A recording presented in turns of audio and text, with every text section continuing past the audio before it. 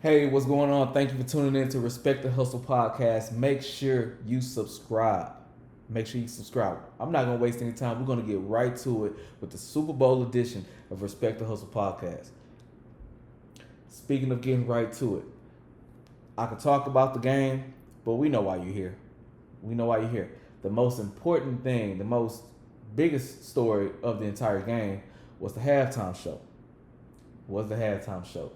Kendrick lit up the stage. Whether you like it or not, the guy lit up the stage. And so for me, let's talk about it. Let's talk about it quickly, and we're gonna talk about the game even quicker because the game was pretty much, it was a bigger story in the halftime show than it was in the actual game. Am I lying? So I had seen prior, like yesterday, that it's gonna be like a PlayStation type setting with the PlayStation game controllers, the X, the square, the triangle, the circle.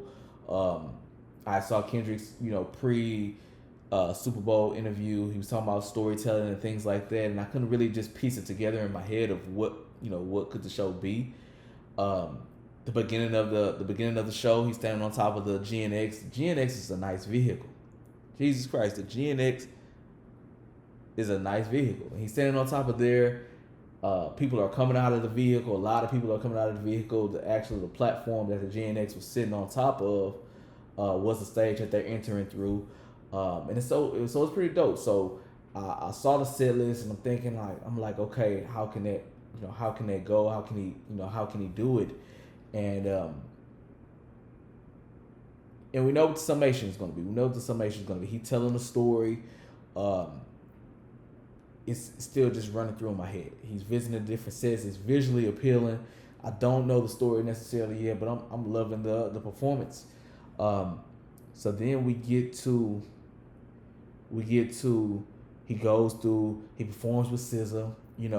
Got Samuel L. Jackson narrating it, kind of telling them, hey, some of that early records that you're doing, it's, in his words, ghetto. Like, that's not what I want to hear. So when he gets into the SZA records, when he gets into Luther, and he gets into All the Stars, that's Sam kind of telling him, okay, yeah, I like that. I like that music.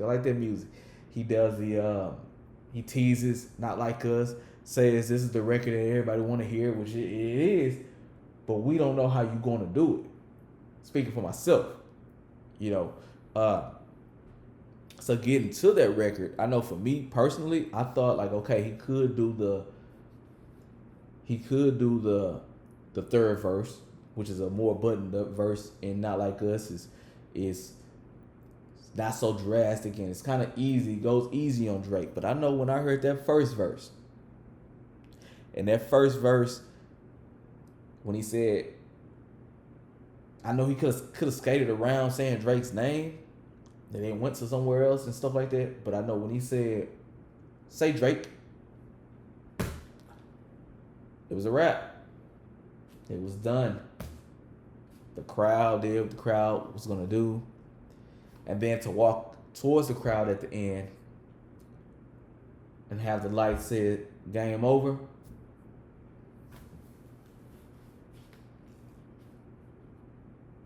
It was game over. Like, I said it so many times. I said it on this platform. I said it everywhere.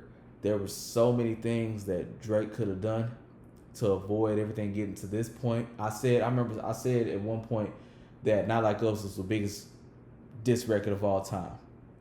People bashed me. People went off on me. People said I didn't know what I was talking about. For a record to go this far, to have that much global appeal that this record has, like in stadiums, and like it's bigger than just I Don't Like You record.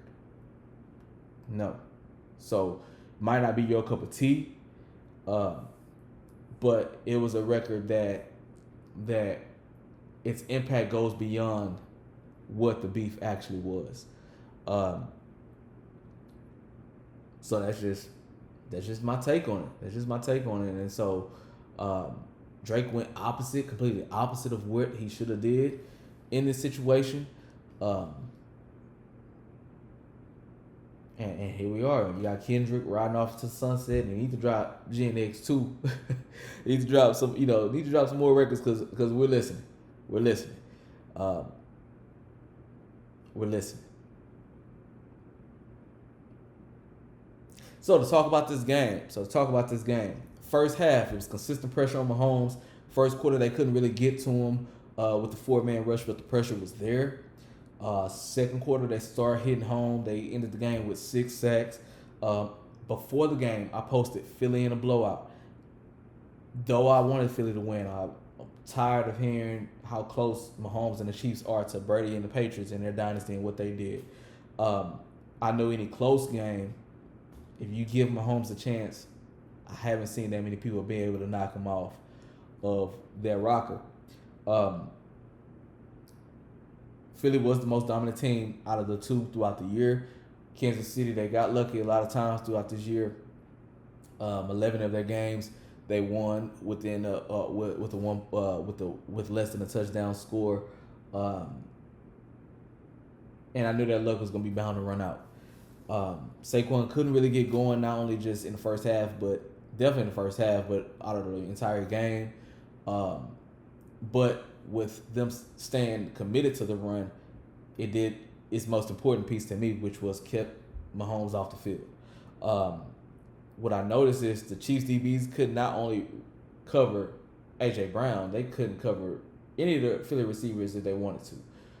When Philly wanted to throw the ball, they threw the ball. They did pretty much everything they wanted to do. I'm going to give you a hot take. Kelsey is trash. Now, historically great tight end. Historically great. Number two tight end in history, to me. We know Gronk, when healthy, the most dominant and best tight end ever. We'll talk about that one day, surely. But he has the worst body language. When he's not out there having his way, he has the worst body language. But yet 2 weeks ago, he had 2 receptions for 18 yards, and people saying he's a better rendition of Gronk. Don't want to hear that. First time in postseason history, he had 0 receptions in the first half in the postseason. Second half, most of the same thing. The 4-man pressure continued to get to Mahomes. Xavier Worthy, when he adds more to his route tree, he's a speedster, but he can catch. He balled out. He did some of those splitting the defenses that Tyreek Hill is able to do as well. But all in all, Philly was the most dominant team. The game was never really in question. 40-22 was the final score. But this game wasn't. It was a wrap. So, thank you for tuning in. Comment below what you think. What did you think about the halftime show? I know I gave you my opinion, my take, but what's your take? Subscribe. Tell your people to subscribe. Thanks for tuning in. Peace.